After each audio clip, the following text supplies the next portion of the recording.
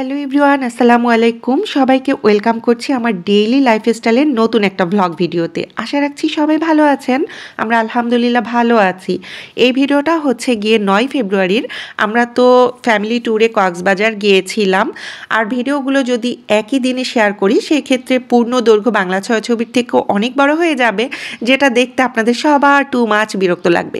তাই আপনাদের কথা চিন্তা করে আমি ভিডিওগুলো ভাগ ভাগ করে দিচ্ছি। কক্সবাজার আসার ভিডিও, হোটেলে ওঠার ভিডিও সব কিছু আমার পেজে এবং আমার ইউটিউব চ্যানেলে দেওয়া আছে। আপনারা কেউ দেখতে আগ্রহী হলে দেখে নিতে পারেন।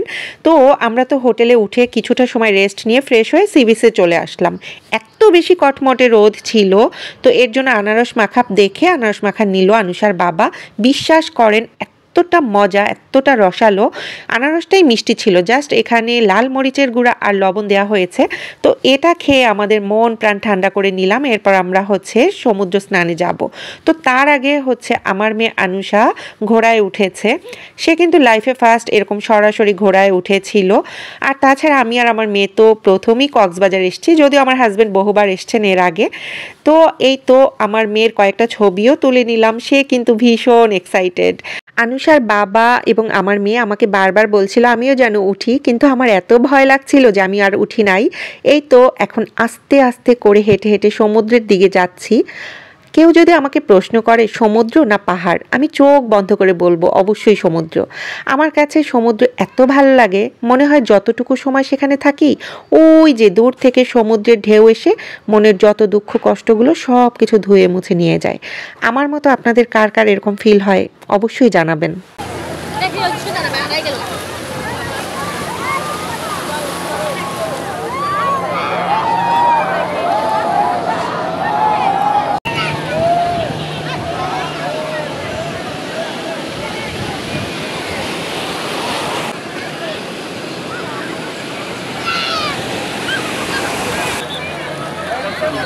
দেখতেই পাচ্ছেন কত ঢেউ।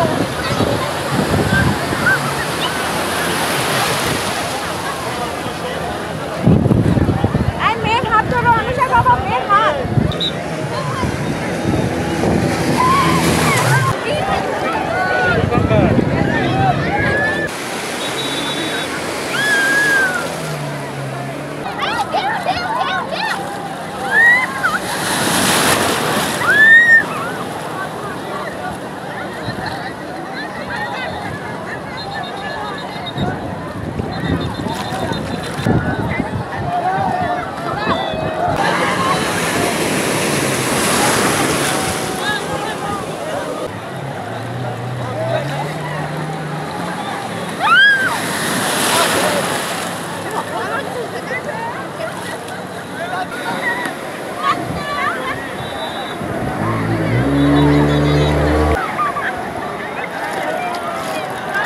তো এই তো আমরা প্রথম দিনই প্রায় 2.5 থেকে 3 ঘন্টা সমুদ্রের পানিতে ছিলাম। বুঝতেই পারেন কতটা এনজয় করেছি, বিশেষ করে আমার মেয়ে আনুষা। এরপর আমরা একটা রিক্সা করে সেই ভেজা অবস্থায় হোটেলে চলে আসছি। আর এই তো রুমে এসে ফটাফট আমরা আবার গোসল করে ফ্রেশ হয়ে রেডি হয়ে নিয়েছি, কারণ আমরা দুপুরের খাবার খেতে বাইরে যাব।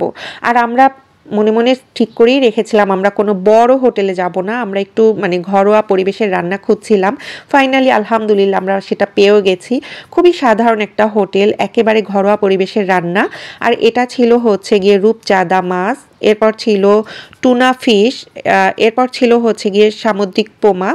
যেহেতু সমুদ্রের কাছে এসছি সামুদ্রিক মাছ থাকবে এটাই স্বাভাবিক। আর এটা ছিল চিকেন কষা। এখানে ভর্তা ছিল ছুরি শুটকি ভর্তা, বেগুন ভর্তা, ধনিয়া পাতা ভর্তা, মিক্সড সবজি।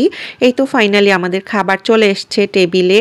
বিশ্বাস করেন আমরা যেহেতু জার্নি করে এসেছি, চেয়েছিলাম ঘরোয়া রান্না খেতে তৃপ্তি করে, ঠিক তেমনই পেয়েছি আলহামদুলিল্লাহ। হয়তো হোটেলটা খুব সাধারণ, কিন্তু রান্নাগুলো মাশাআল্লাহ একেবারেই ঘরের হাতের রান্নার ছোঁয়া ছিল। এখানে ভর্তা নিয়েছিলাম বেগুন ভর্তা আর ছুরি শুটকি ভর্তা, মিক্সড সবজি। আমার আর আনুষার বাবার জন্য এখানে নিয়েছিলাম রূপচাঁদা মাছ ভুনা। আনুষা তো আর মাছ খাবে না বলছিল, এর জন্য চিকেন নিলাম। চিকেন 3 জনের জন্যই নিয়েছি, মাছ নিয়েছিলাম 2 জনের জন্য 2টা। আর হচ্ছে এখানে ডাল ছিল। তো এই তো বিসমিল্লাহ বলে আল্লাহর নাম নিয়ে খেতে বসছি। অলরেডি আমি ভর্তা দিয়ে খাবার খেয়ে ফেলেছি, এখন মাছ দিয়ে খাচ্ছি, এরপর গোশত খাবো।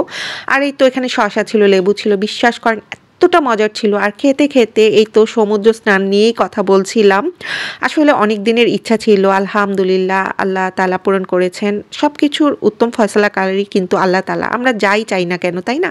তো এটা হচ্ছে সন্ধ্যার পরে আমরা বের হয়ে পড়েছি। আমরা এখানে এসেছি হচ্ছে গিয়ে ফিশ ওয়ার্ল্ডে। তো এটা অনেক সুন্দর একটা জায়গা। যারা এসছেন তারা তো জানেন, যারা আসেন নাই তাদেরকে অবশ্যই আমি আমার ভিডিওর মাধ্যমে দেখাবো। আর এখানে প্রবেশ মূল্য ছিল প্রতিজন ৩০০ টাকা করে। তো আমরা ফাইনালি এখন চলে যাব ভেতরে। আর এই ভেতরের অংশগুলো ইনশাল্লাহ আগামী ভিডিওতে শেয়ার করব, কারণ আমি জানি অনেক বড় হয়ে যাবে, হয়তো আপনাদের সময় থাকবে না। আর যারা আমরা এই প্ল্যাটফর্মে কাজ করি তাদের ক্ষেত্রে তো অনেকের সময় হবেও না। তো এর জন্য আমি কিন্তু চেষ্টা করছি পার্ট পার্ট ভিডিওগুলো দিতে। তো অবশ্যই আপনারা আমার সাথে কানেক্ট থাকবেন, তাহলে পরবর্তী ভিডিওগুলো দেখতে পারবেন আমার চ্যানেলের মাধ্যমে বা আমার পেজের মাধ্যমে। তো আজকের মতো না হয় বিদায় নিচ্ছি। সবাই ভালো থাকবেন, সুস্থ থাকবেন। নতুন দিন নতুন একটা ভিডিওর সাথে ইনশাল্লাহ হাজির হব। সেই পর্যন্ত সবাই ভালো থাকেন। আল্লাহ হাফেজ। আসসালামু আলাইকুম।